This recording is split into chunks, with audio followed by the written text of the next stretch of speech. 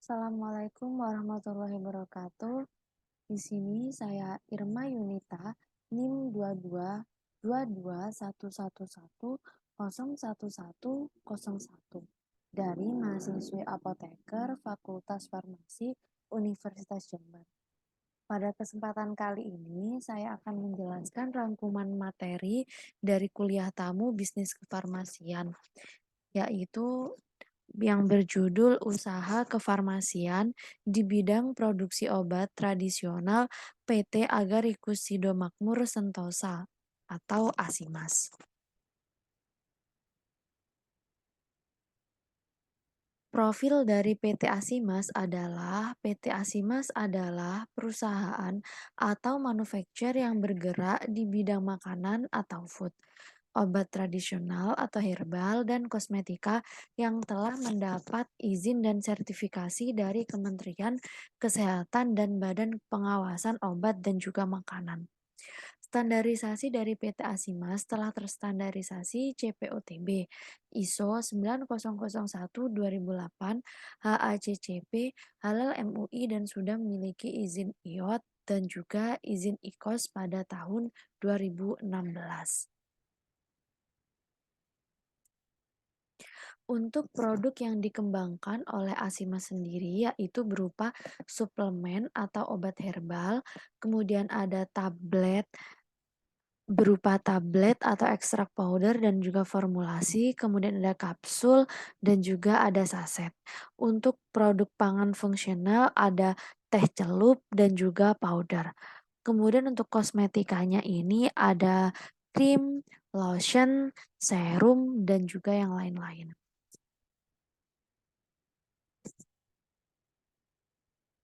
Untuk kemudian perlunya peningkatan pengembangan produk bahan alam. Mengapa perlu ditingkatkan? Karena Indonesia sangat berpotensi untuk mengembangkan bahan alam karena memiliki 30.000 spesies tanaman. Dari jumlah tersebut, sebanyak 9.600 spesies itu memiliki manfaat. Dan dari 9.600 itu terdapat 300 spesies tanaman yang dapat digunakan sebagai bahan baku obat dan juga bahan baku obat tradisional. Menurut data Riskesdas tahun 2010, dari 50% masyarakat yang mengkonsumsi jamu, sebanyak 96% masyarakat merasakan manfaatnya. Kemudian ini adalah grafik peningkatan pangsa pasar di Indonesia, yang mana semakin tahun ini terjadi semakin meningkat terkait dengan pangsa pasar di Indonesia, sehingga sangat berpotensi untuk dikembangkan produk bahan alam ini. Kemudian ini untuk perkembangan pasar herbal secara global.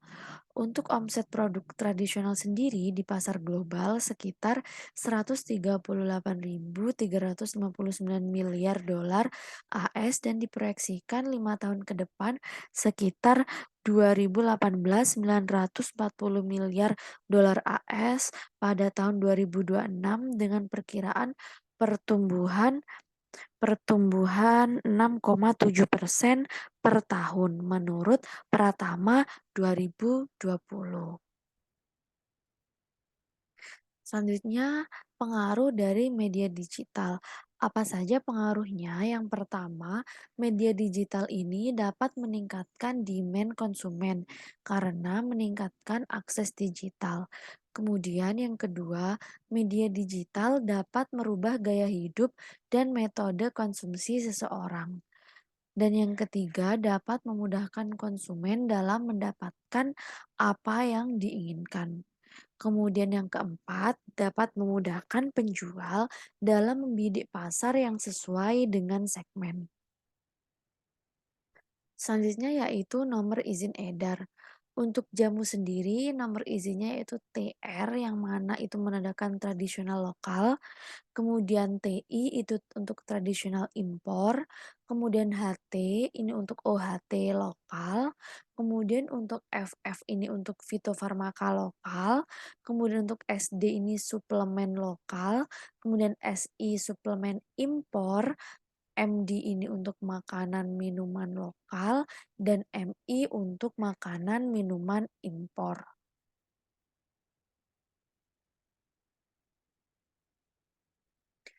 Untuk regulasi produk di Indonesia, yang mana obat tradisional atau pangan yang akan diedarkan di wilayah Indonesia ini wajib memiliki izin edar. Untuk mendapatkan izin edar sendiri ini, produk harus didaftarkan ke Badan POM. Kemudian, Direktorat Registrasi Obat Tradisional, Suplemen Kesehatan, dan Kosmetik melakukan evaluasi mutu, keamanan, dan khasiat produk sesuai dengan kategori produk yang didaftarkan. Untuk regulasi di bidang registrasi obat tradisional menurut UU Nomor 36 Tahun 2009, yang mana yang pertama itu Permenkes Nomor 7 Tahun 2012 itu tentang registrasi obat tradisional. Kemudian yang kedua ada Keputusan Kepala BPOM RI Nomor HK 0005411384 Tahun 2005 mengenai kriteria dan tata laksana pendaftaran OHT dan juga fitofarmaka. Kemudian yang ketiga ada Keputusan Kepala BPOM RI Nomor HK 00 00054241 tahun 2004 tentang ketentuan pokok pengelompokan dan penandaan obat bahan alam Indonesia. Kemudian ada Peraturan BPOM Nomor 32 Tahun 2019 tentang persyaratan mutu keamanan dan mutu obat tradisional. Kemudian ada Perpres Nomor 32 Tahun 2017 tentang jenis dan tarif atas jenis penerimaan negara bukan pajak. Kemudian yang keenam, ada Peraturan BPOM Nomor 26 Tahun 2018 tentang pelayanan perizinan berusaha terintegrasi secara elektronik. Dan Peraturan BPOM Nomor 26 Tahun 2018 tentang standar pelayanan publik di lingkungan BPOM. Untuk tata laksana registrasi obat bahan alam, yang pertama dilakukan praregistrasi. Kemudian yang kedua dilakukan registrasi atau pre-market evaluasi. Kemudian yang ketiga dilakukan evaluasi yaitu bisa penolakan atau penambahan data atau bisa pula persetujuan. Untuk tahapan hilirisasi dari produk herbal, yang pertama itu dilakukan formulasi. Kemudian dilakukan desain dan stability test. Kemudian yang ketiga ada validasi proses dan yang keempat dilakukan registrasi. Selanjutnya yaitu persyaratan praformulasi. Yang pertama adalah master formulasi. Kemudian yang kedua, surat perjanjian kerjasama kontrak atau distribusi atau pengemas jika ada. Kemudian yang ketiga, adanya surat penunjukan atau produk impor. Untuk persyaratan formulasi sendiri, yang pertama adalah sertifikat analisa bahan baku dan juga kemasan.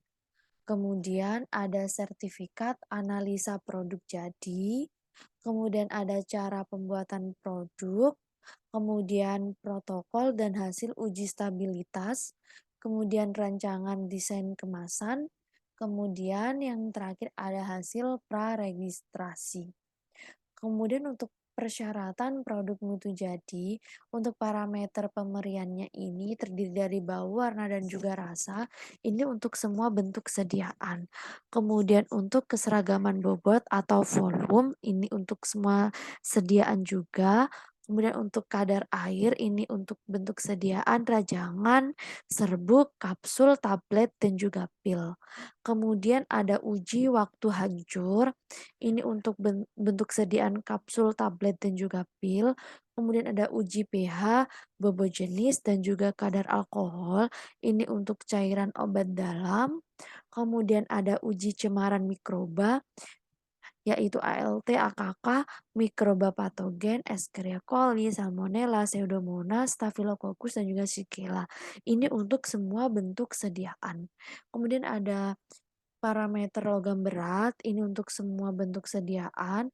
Kemudian ada juga cemaran lain seperti bahan kimia obat, misalnya ada sildenafil, tadalafil, var vardenafil untuk klaim stamina pria, dan juga ada jika mengandung madu atau turnanya, yaitu dilakukan uji kloramfenikol untuk semua bentuk sediaan.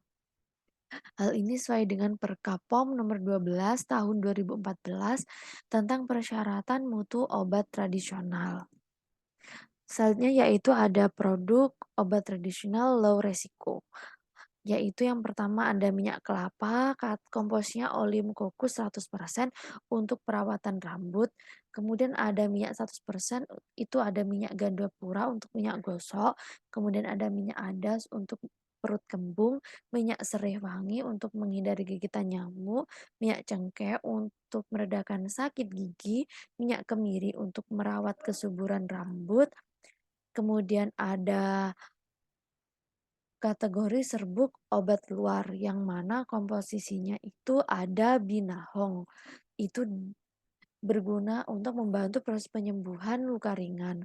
Kemudian ada cairan obat dalam dan serbuk obat, itu dari komposisinya ada temulawak, berguna untuk membantu memperbaiki nafsu makan. Kemudian ada jahe merah untuk membantu menghangatkan dan menyegarkan badan. Kemudian ada juga kunyit asam untuk membantu menyegarkan badan secara tradisional, membantu melancarkan haid. Kemudian larangan dalam kandungan obat tradisional yaitu etil alkohol dengan kadar lebih dari 1%, kecuali bentuk tinctur.